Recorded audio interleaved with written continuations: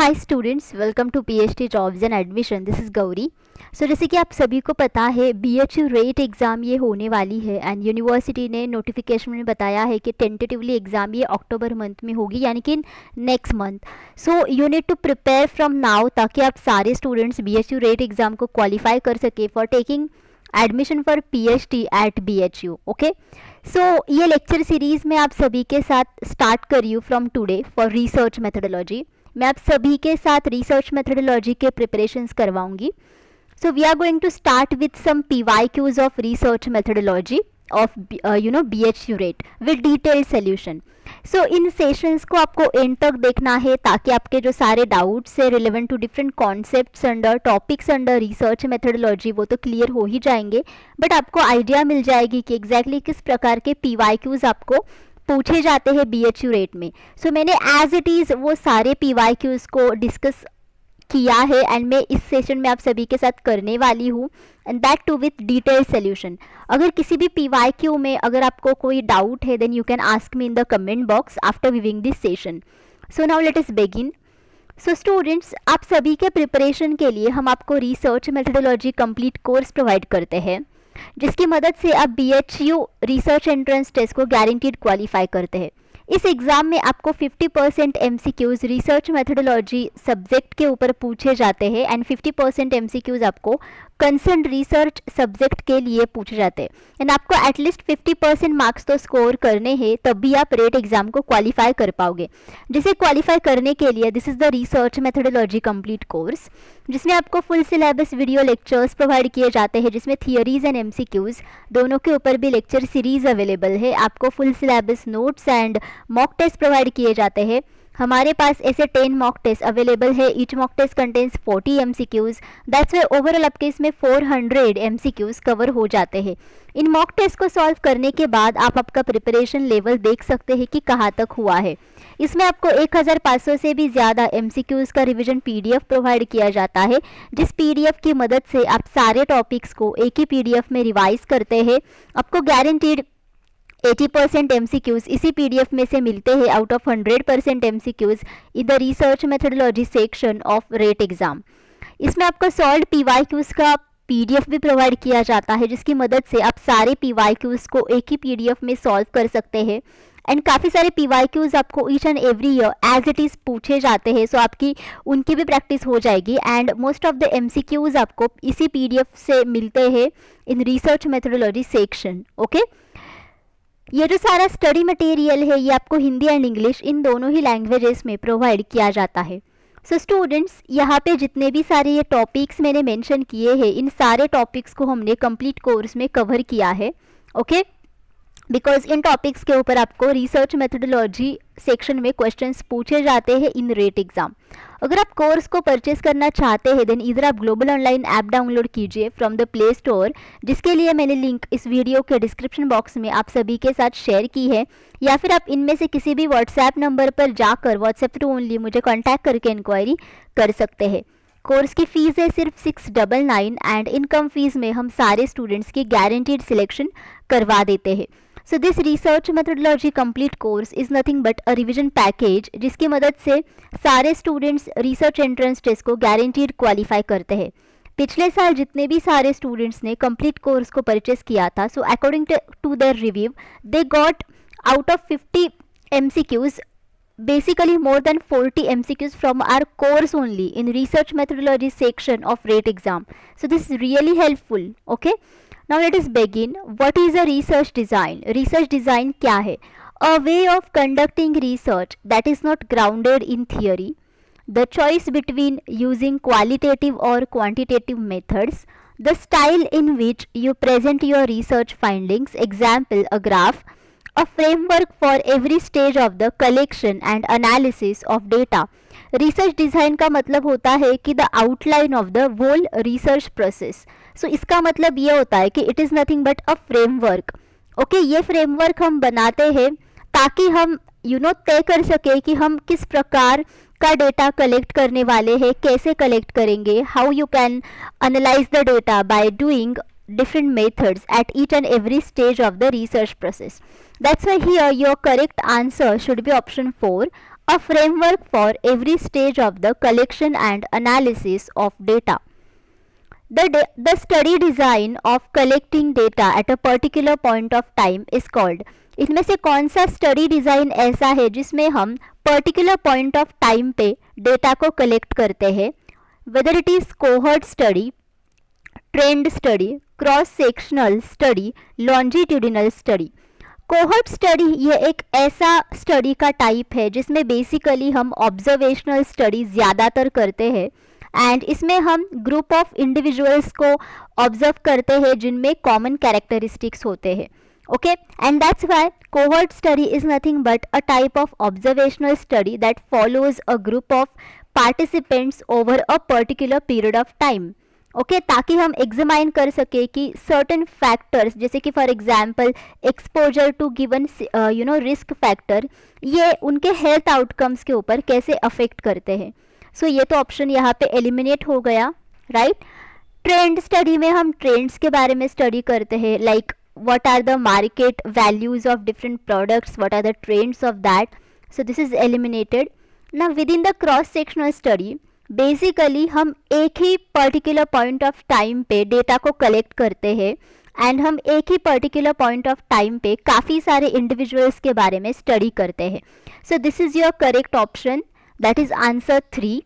Longitudinal study ये एक ऐसा स्टडी का टाइप है जिसमें हम एक ही इंडिविजुअल को काफ़ी देर तक स्टडी करते हैं एट इक्वल इंटरवल्स. ओके, सो इसका जो टाइम पीरियड होता है वो 6 महीने से लेकर लॉन्ग पीरियड ऑफ टाइम तक भी होता है, like for a different years. Okay, lot of years.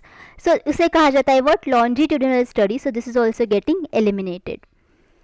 BHU research entrance test को क्वालिफाई करने के लिए आपको पेपर 2 का भी स्टडी मटेरियल प्रोवाइड किया जाता है. पेपर 2 का मतलब होता है कि यूर सेक्शन बी, जिसकी मदद से सारे स्टूडेंट्स पेपर 2 में काफ़ी अच्छे स्कोर्स लाते हैं एंड वो रेट एग्ज़ाम को क्वालिफाई करते हैं. इसमें आपको full syllabus notes and MCQs provide किए जाते हैं. सो MCQs में आपको most expected MCQs and PYQs provide किए जाते हैं जिनकी मदद से सारे स्टूडेंट्स पेपर 2 में काफ़ी अच्छे स्कोर्स लाते हैं. यहाँ स्क्रीन पर जितने भी सारे सब्जेक्ट्स मैंने मेंशन किए हैं, इन सारे सब्जेक्ट्स के ऊपर करंटली हमारे पास पेपर 2 का स्टडी मटेरियल अवेलेबल है. अगर आपको किसी और सब्जेक्ट के लिए स्टडी मटेरियल की ज़रूरत है देन आप मुझे कमेंट करके पूछिए. पेपर 2 स्टडी मटेरियल की फ़ीस है सिर्फ 999 एंड इनकम फीस में हम सारे स्टूडेंट्स की गारंटीड सिलेक्शन करवा देते हैं. टू जॉइन आवर कोर्सेज आप इनमें से किसी भी व्हाट्सएप नंबर्स पर जाकर व्हाट्सएप थ्रू ओनली मुझे कॉन्टैक्ट करके इंक्वायरी कर सकते हैं. पेपर 2 स्टडी मटेरियल ये आपको रेट एग्जाम को क्वालिफाई करने के लिए तो काम आ ही जाएगा, बट एज वेल ये आप सभी को इंटरव्यू सेशन को क्वालिफाई करने के लिए भी काम आएगा, बिकॉज इंटरव्यू सेशन में आपको ज़्यादातर क्वेश्चंस ये पेपर 2 के ऊपर ही पूछे जाते हैं जिनके नोट्स हमने स्टडी मटेरियल में कवर किए हैं. Okay, the value of middle position in a distribution of values is called. Okay, so आपके पास एक पूरा डेटा सेट है एंड उसमें आपने वैल्यूज़ को डिस्ट्रीब्यूट करके रखा है, जैसे कि इधर इन असेंडिंग और डिसेंडिंग ऑर्डर. सो उस डिस्ट्रीब्यूशन में जो मिडल पोजीशन में वैल्यू आती है उसे हम क्या कहते हैं, mean, median, mode, mid point. Now students, इस प्रकार के मिडल वैल्यू को कहा जाता है what, median. So here your correct option should be answer 2.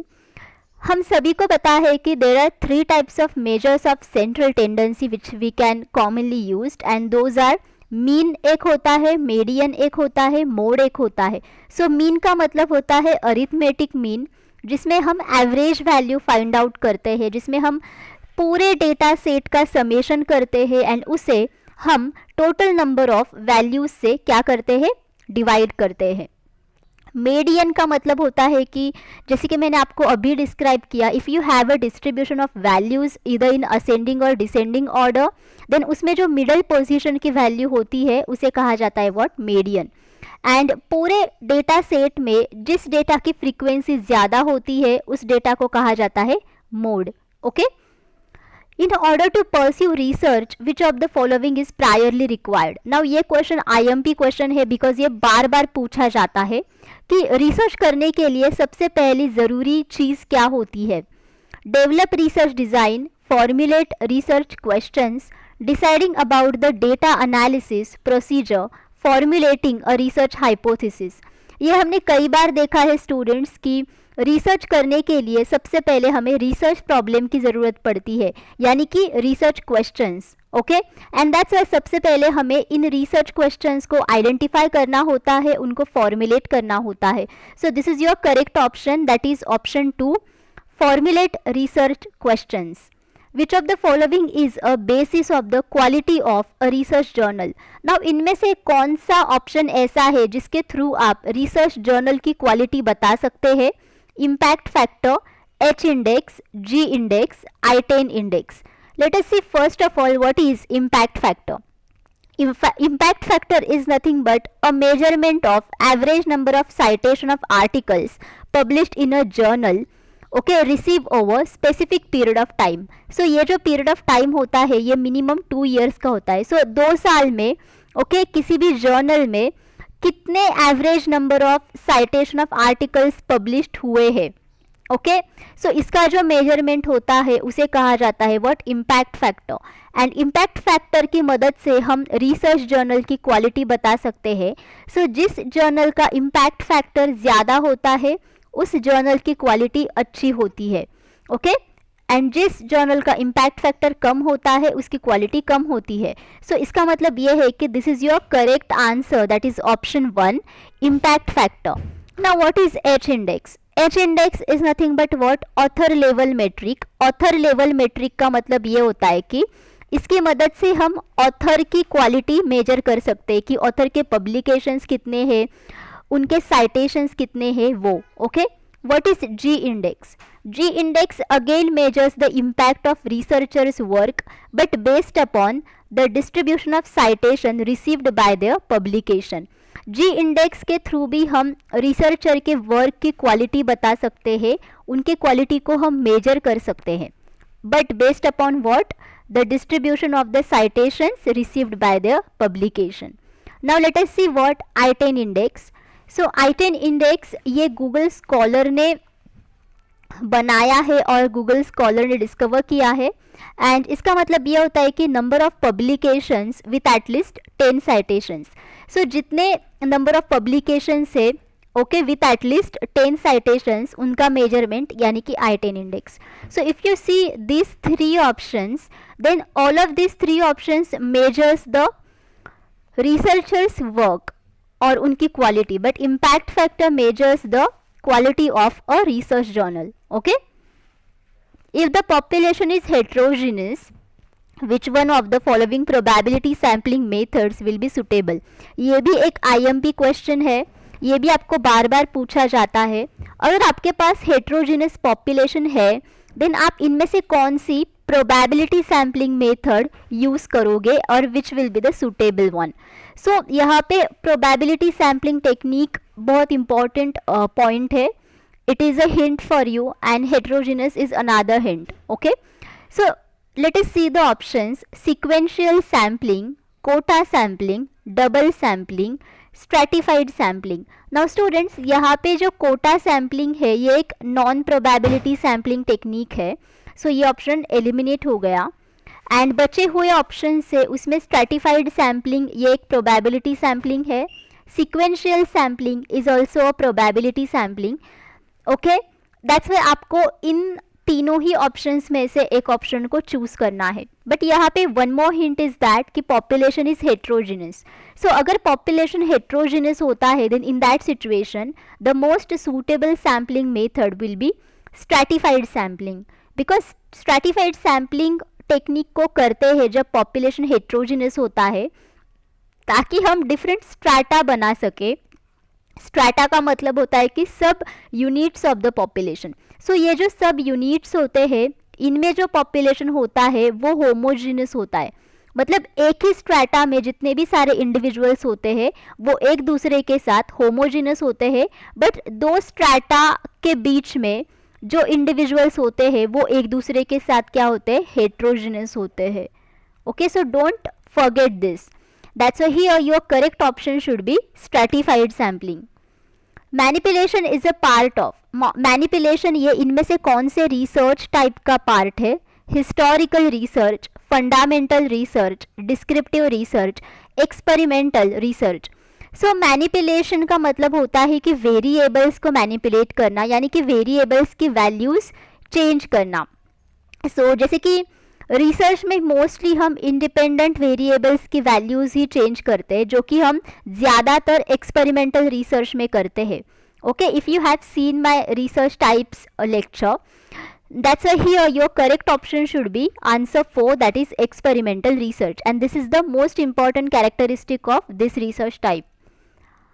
p value stands for, now p value का मतलब क्या है? probability value, preference value, predetermined value, prescribed value. p value का मतलब होता है probability value, and ये जो probability value है, this is nothing but a measure in hypothesis testing to help determine strength of evidence against null hypothesis. Okay, so probability value ये एक measurement होता है जिसकी वजह से हम डिटरमिन कर सकते हैं कि हमारे पास कितना एविडेंस अवेलेबल है और कितने स्ट्रेंथ का एविडेंस हमारे पास है, okay, that too against the null hypothesis in hypothesis testing. So this represents the probability of obtaining results as extreme as observed data, assuming that null hypothesis की value है true. Okay, सो अगर p value की value अगर आपको प्रीडिटर्मिन्ड value से कम मिलती है, then in that situation आप नल हाइपोथेसिस को रिजेक्ट करते हो. बट अगर p वैल्यू की वैल्यू आपको प्रीडिटर्मिन्ड वैल्यू से ज़्यादा मिलती है, then in that situation you don't reject null hypothesis. Okay, so here your correct option should be 1, that is this one. R square is known as, now R square का मतलब क्या है? Coefficient of determination, multiple correlation coefficient, partial correlation coefficient, semi partial correlation coefficient. Now students, R square का मतलब होता है coefficient of determination. So coefficient of determination ये आपको बताएगा how well statistical model represents और प्रेडिक्ट्स और explains outcome in context of linear regression. So coefficient of determination आपको बताएगा कि लीनियर रिग्रेशन में कोई भी स्टैटिस्टिकल मॉडल किसी भी आउटकम को कैसे प्रेडिक्ट करता है और कैसे एक्सप्लेन करता है.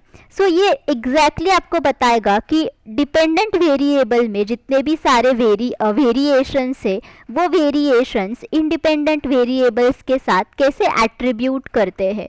Okay, so this is what coefficient of determination and which is denoted by R square. अगर आर स्क्वायर की वैल्यू आपको 0 मिलती है, देन इसका मतलब ये होता है कि statistical model does not explain outcome. Okay, and अगर आपको 1 मिलती है, then statistical model perfectly explain outcome.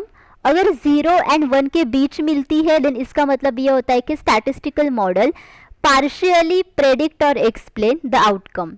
Okay, and that's way R square की वैल्यूज ये हमेशा 0 एंड 1 के बीच में रहती है, including 0 and 1. Okay, rejection of null hypothesis when it is true leads to, अगर नल हाइपोथेसिस सही है बट स्टिल आप उसे रिजेक्ट करते हो, देन उसे हम क्या कहते हैं और उसकी वजह से क्या होता है? Sampling error, type 2 error, type 1 error, estimation error. अगर नल हाइपोथेसिस सही होता है एंड उसे फिर भी अगर हम रिजेक्ट करते हैं, देन उसकी वजह से टाइप 1 एरर क्रिएट हो जाती है, which is your option 3.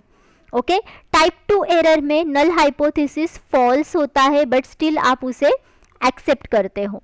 Okay, which of the following is the first stage in grounded theory data analysis. Grounded theory data analysis technique में पहली स्टेप क्या होती है? Examination, open coding, retardation, comparison. Grounded theory data analysis ये technique हम qualitative research में use करते हैं ताकि हम क्वालिटेटिव डेटा को क्या कर सके? एनालाइज कर सके. So grounded theory data analysis में जो पहली स्टेप होती है वो होती है open coding. So open coding में researcher works closely with data. So researcher data के साथ क्लोजली वर्कआउट करता है एंड वो ट्राई करता है ताकि वो स्पेसिफिक जो लाइंस होते हैं और सेगमेंट्स होते हैं डेटा के, उनको नेम दे सके by creating new codes. So codes के थ्रू और कोड लैंग्वेज के थ्रू इन डेटा को नेमिंग दी जाती है. ओके, एंड उसे कहा जाता है what, open coding. So here your correct option should be answer two. Basic research is, now basic research क्या है? Practical and descriptive, client driven, expands current knowledge, advancement of technology. Basic research को peer research और fundamental research भी कहा जाता है. इसका मतलब ये होता है कि आप किसी भी लॉ को, प्रिंसिपल को पहली बार फाइंड आउट करते हो या फिर डिस्कवर करते हो इन द वर्ल्ड. जैसे कि for example Newton's laws of motion, as Newton discover the laws of motion first time in the world. And that's why जो हमारा करंट नॉलेज होता है किसी भी टॉपिक के ऊपर, उसे हम एक्सपांड करते हैं with in the basic research. So here your correct option should be answer 3. Next is the technique in which an individual is presented with a stimulus and asked to respond with the first thing that comes to mind is known as.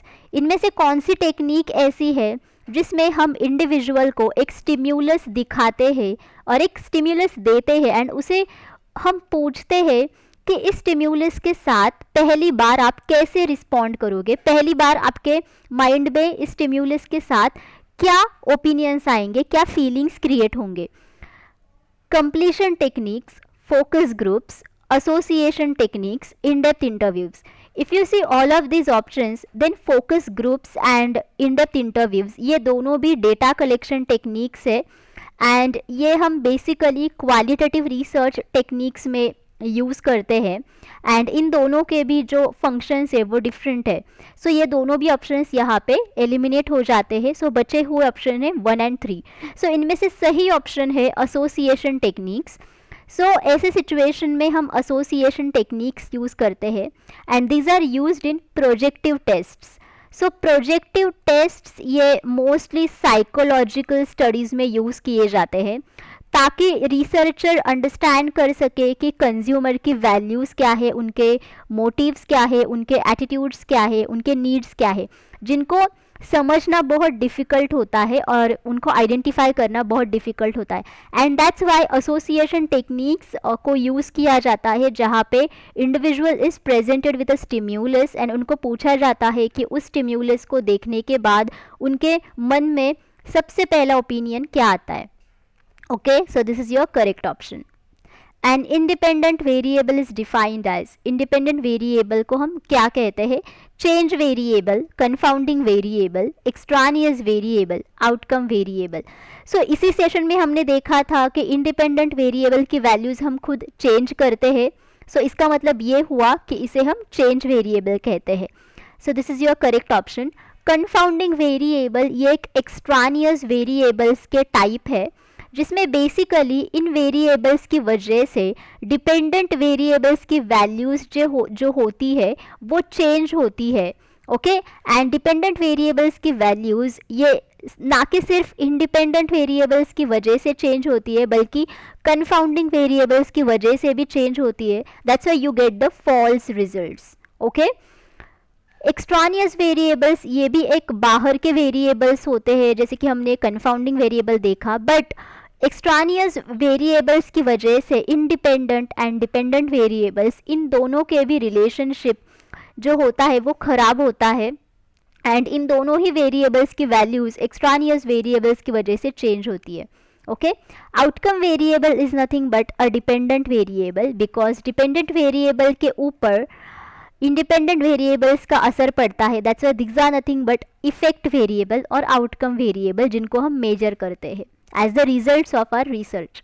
Which one of the following statements is false for research? यहाँ पे आपको research के बारे में 4 statements दिए हैं. सो इनमें से एक स्टेटमेंट ऐसा है विच इज़ फॉल्स. सो उसे हमें यहाँ पे सर्च आउट करना है which is your correct option. Research design is a logical and systematic plan for a research study.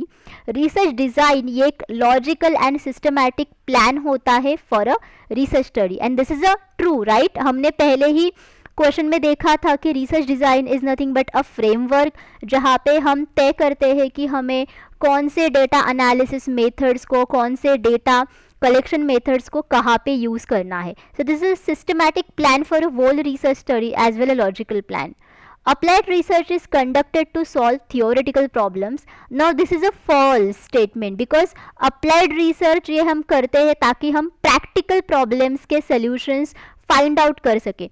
So these practical problems are occur due to the issues in the society or in different situations. Okay, so this is false. The basic research is also called as fundamental research. Yes, this is also true. ये हमने देखा था. Hypothesis is a statement that is tested for its validity. This is also true. Hypothesis को हम assume करते हैं and this is a statement about the prediction of the research results. and जैसे कि हम इसे assume करते हैं so इसके validity के लिए इसे test किया जाता है. So that's why here your correct option should be 2, this one. Okay, because this is a false statement.